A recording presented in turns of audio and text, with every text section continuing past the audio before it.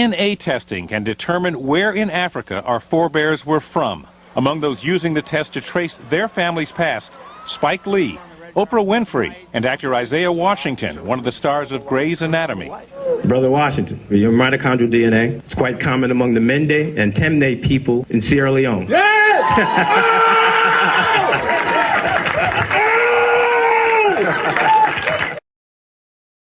Trace their ancestry back to Africa, a history totally lost to them.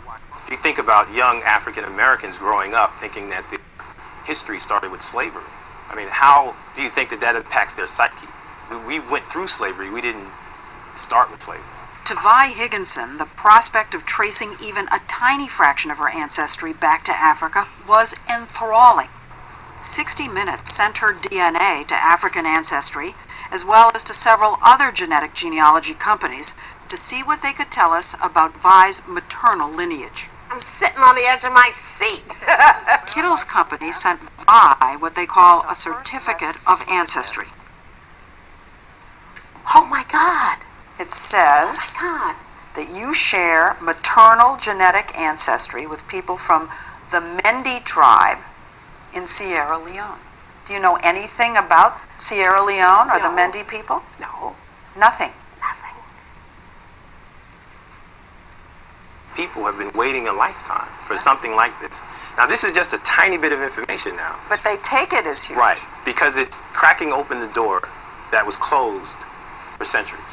There's a place in Africa you could say that I'm from. Tribe. A tribe.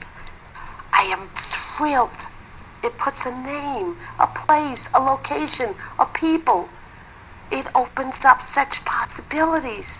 But the problem is, Sierra Leone wasn't the only answer Vi got. A company called Relative Genetics found a match to a single person in the Wobi tribe in the Ivory Coast. Different? Different. Now, I got all excited about that, and Uh-huh. this is different. Now, how could that happen? Then a third company, Trace Genetics. Your particular sequence matches sequences reported among multiple Mendenka individuals in Senegal. What's up with this? And Family Tree DNA, the company that linked Vi with Marion in the first place, came up with a whole list of matches. This goes on and on. My goodness. So what do we know about Vi's ancestry? The DNA does indicate that she has distant relatives in the Mende tribe, but she also has relatives in all those other tribes. So no one can say for sure where Vi's maternal ancestor actually came from. When I handed Vi the certificate, she got extremely emotional about it.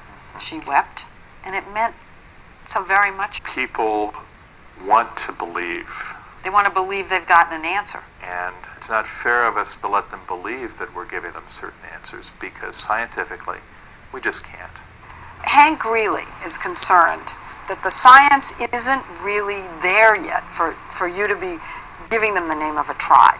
I think for most companies, I would be concerned too. But what about your own company? We have He the didn't largest, exclude you. He included you. but we have the largest set of sequences from Africa, and so Yep. with that, we're able to provide some level of probability in terms of frequency. But he would say that even though you have the largest database, it's still small on the scope of things As I said, I share those concerns. about yourself. Our DNA. And that's the rub.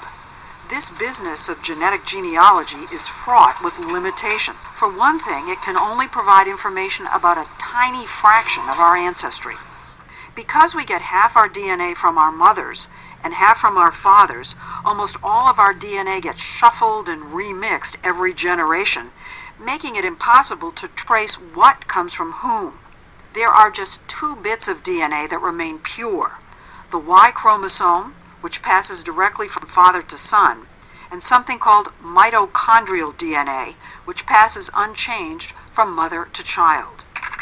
Hank Greeley, a law professor at Stanford University, has studied this new field. He worries that people don't realize just how many ancestors they actually have. 8 generations ago, both you and I had 256 great-great-great-great-great-great-grandparents. Wait, you're saying that if you go back 8 generations, we have 256 great-great-great-grandparents? Yes, it doubles every generation. So you've got 2 parents, you have 4 grandparents, you have 8 great-grandparents, 16 great-great-grandparents, and it adds up fast. It adds up so fast, in fact, that if you go back 20 generations, you've got over 1 million grandparents. 1,048,576 to be exact. And in each generation, DNA testing can provide information about only 2 of them. So you could be Peruvian on your mother's mother's mother's side, Japanese on your father's father's father's side, Swedish on everything else. And you'll never know. And you'll never know the Swedish from the Y chromosome or the mitochondrial DNA. Now, you've looked at several of these companies that are doing these tests. Yes. Do you think that they explain what you just explained to us? No. I don't think any of them does as good a job of pointing out the limitations. But, businesses often don't go around telling you how weak their product is. We don't oversell. I mean, we just say, look, we provide a service. If you're interested in exploring a tiny bit of your DNA and trace its ancestry, we can do that. When you say it's a tiny little amount, It's less than 0.1%. and that's pretty teeny. Yeah, but for people who know nothing about any of them, I think it's very important.